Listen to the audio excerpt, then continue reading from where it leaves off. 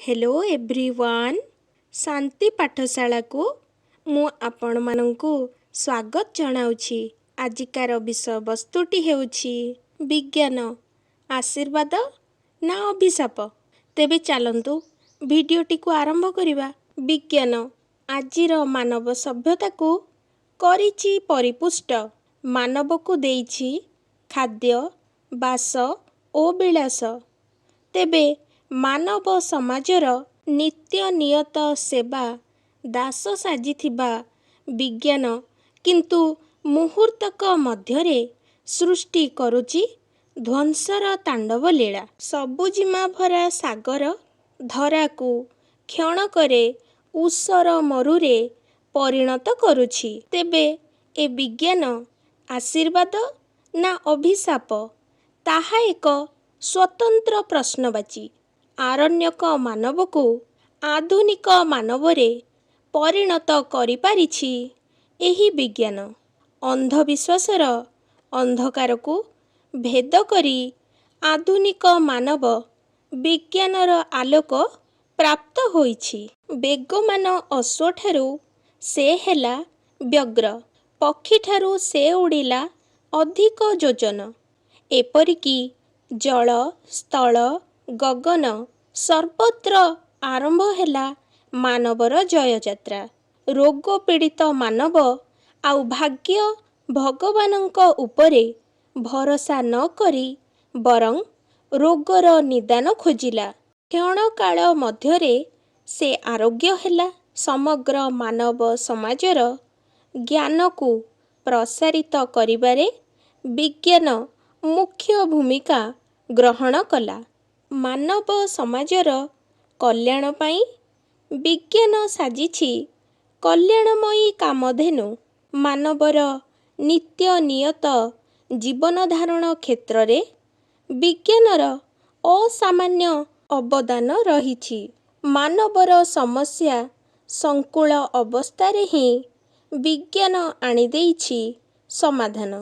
उन्नत बिहन, रासायनिक सार, कीटनाशक औषध, कल लंगल, बिहन बुणा ओ अमल यंत्र, जल सेचनर सुविधा प्रभृति माध्यमरे विज्ञान ऊषर मरुकु शस्य हरित करिछि। गिरि गह्वर वृक्ष छाया एवं आरण्यक परिवेशरे कुटीर निर्माण करी रहुथिबा मानवकु विज्ञान ही बहुतल प्रासादरे रहिबाकु सुजोग देइछि।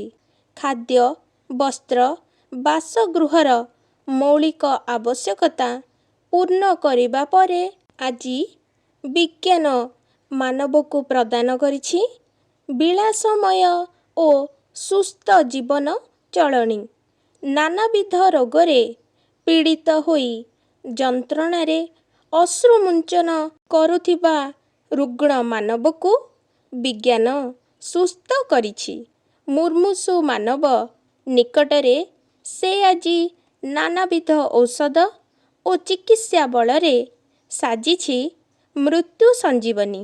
बहु दुरारोग्य व्याधि को आयत करिपारिछि आधुनिक चिकित्सा विज्ञान।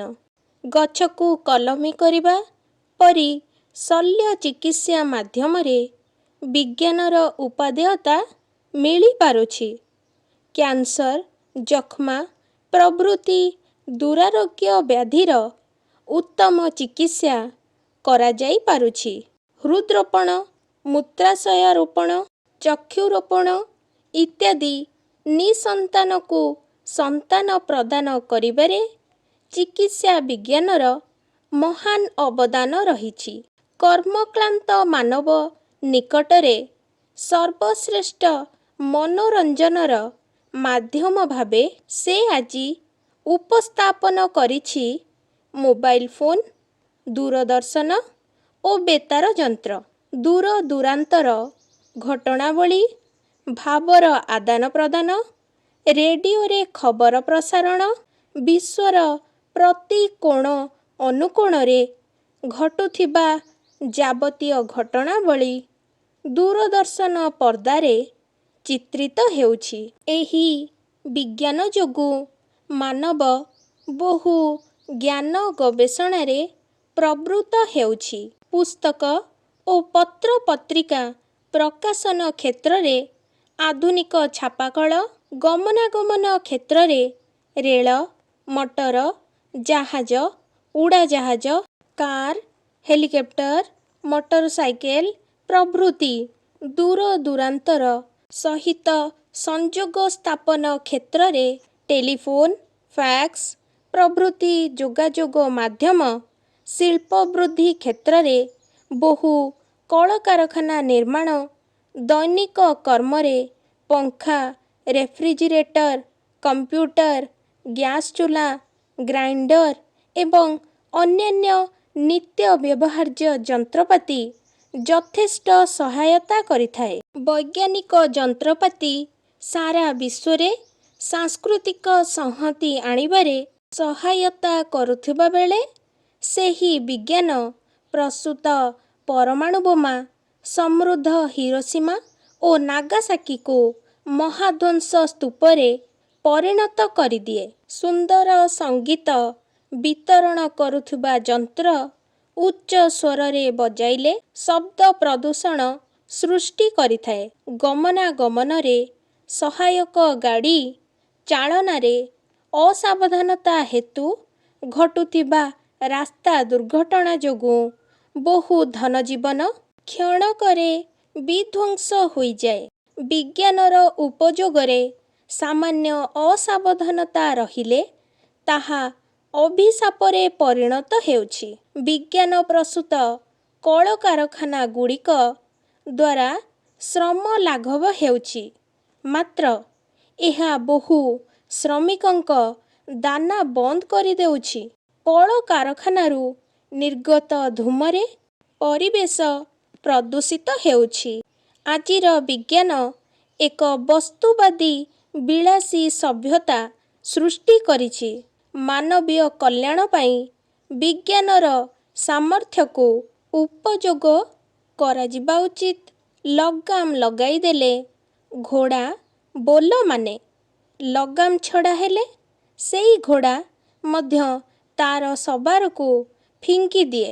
ସେହିପରି ଭାବରେ ବିଜ୍ଞାନକୁ କଲ୍ୟାଣକାମୀ ଦିଗରେ ସୁବିନିଯୋଗ କରାଇପାରିଲେ ଏହା ହୁଏ ଆଶୀର୍ବାଦ, ମାତ୍ର ଏହାକୁ ଲଗାମ ଛଡ଼ା ଘୋଡ଼ା ପରି ନିୟନ୍ତ୍ରଣମୁକ୍ତ କଲେ ଏହା ପାଲଟିଯାଏ ଅଭିଶାପ। ଆଜିକାର ଏହି ଭିଡ଼ିଓଟି ଯଦି ଆପଣଙ୍କୁ ଟିକେ ବି ଭଲ ଲାଗିଥାଏ ତେବେ ଲାଇକ୍, ସେୟାର ଏବଂ ସବସ୍କ୍ରାଇବ୍ କରିବାକୁ ଜମାରୁ ଭୁଲିବେନି। ଧନ୍ୟବାଦ।